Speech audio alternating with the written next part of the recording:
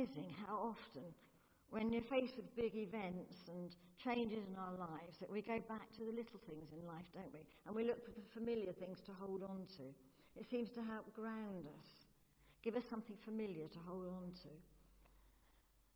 And it was just so with Jesus' disciples. They had come through a devastating roller coaster time, and their beloved leader had died the most traumatic death.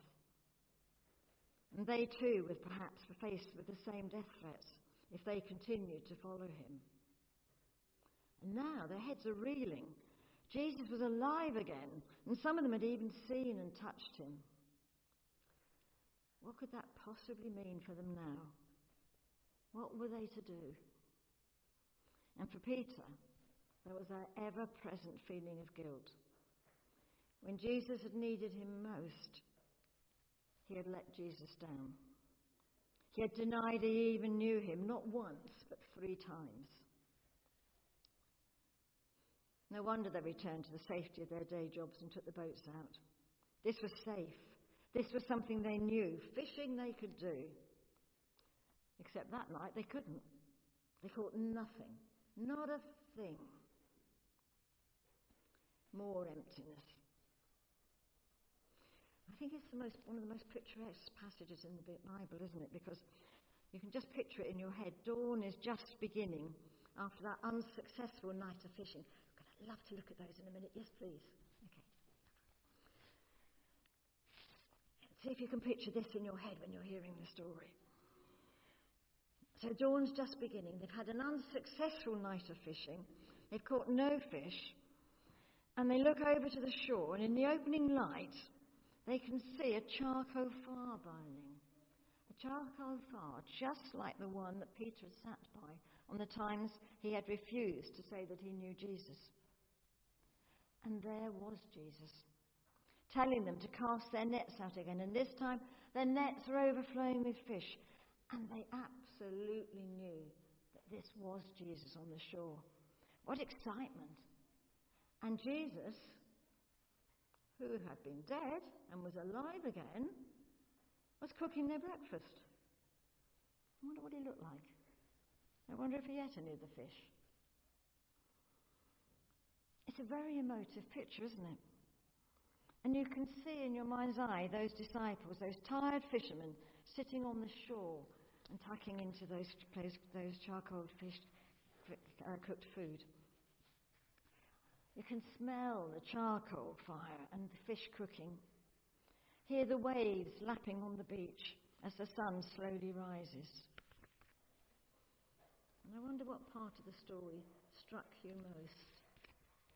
Is there anything that stood out in that picture for you, or stood out in that story for you? Was there one bit that stood out? Maybe it was Jesus, alive again and cooking fish. What did he look like? Or perhaps it's Peter, leaping out of the boat to get to the shore. Or sitting there worried because this was the man he'd denied.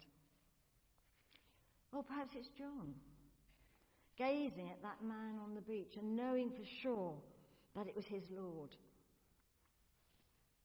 What about those other disciples in the boat, pulling in that enormous catch of fish? Whatever it is, let it stay with you and think on it. Because here are a group of men who once again are being shown the power of our risen Lord. They didn't catch any fish, did they, at all, until they listened to Jesus. When they heard his voice and did what he said, their nets were full. Perhaps John, writing this gospel, is telling us to watch out for Jesus, look out for him, listen to his voice, and then do what he tells us to do. Look to Jesus. With him, everything is possible. Every day God is doing impossible things. Listen to him. We need his power. We need his strength. Watch for that figure on the shore. Listen to his voice. and then do whatever he tells you. Let God be the leader. It's so tempting, isn't it, to think that we're in charge and that we're thinking about what to do and give ourselves jobs to do for Jesus. But we have to get it right. We have to let God be in charge. It wasn't until they let God listen to Jesus that they caught those fish. I wonder how Peter must have felt sitting by that fire, eating the fish that Jesus had cooked, a fire just like the one that he'd sat by only a short time ago, denying he even knew Jesus. Was he feeling ashamed, embarrassed, guilty, hating himself? Possibly all of those things. And Jesus finds time to talk to him alone. And he talks to him gently, doesn't he? And not only does he forgive Peter, but he gives Peter the greatest responsibility to continue his work. He trusts Peter to do the job he knew he could do. Yes, Peter had made mistakes, and he would continue to make mistakes. But Jesus knew he could do the job. And what confidence that must have given Peter, having failed so miserably earlier on, to know that Jesus trusted him to do his work. And the Bible's littered with stories, isn't it, if you look for them, of people who keep getting it wrong, but who gradually learn to let God take charge. This week, the Roman Catholic Church are meeting in the Sistine Chapel to elect a new pope, a job which is directly descended, as far as the Catholic Church are concerned, from Peter. Peter, the disciple chosen by Jesus to lead his sheep, to lead his church. And we pray, along with the Catholic Church, that the cardinals-elect are listening to that man on the shore and doing what he tells them to do. And so we too will pray for the new Pope, that whatever he does, whoever he is, that with God's grace, he carries out the task laid on him of leading the Catholic Church.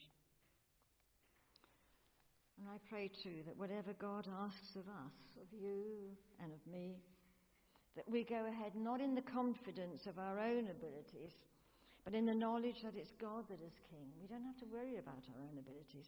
It's God that's in charge, and we must let him be so. That doesn't mean we don't have to work hard. We do. And we have to do our best. But we do it knowing that God is at the helm. It's him that we trust. Amen.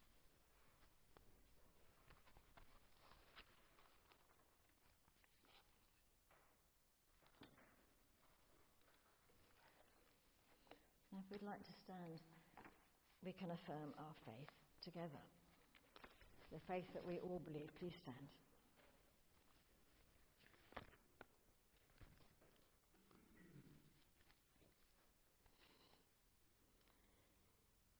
As we say together, we believe in God, whose love is the source of all life and the desire of our lives.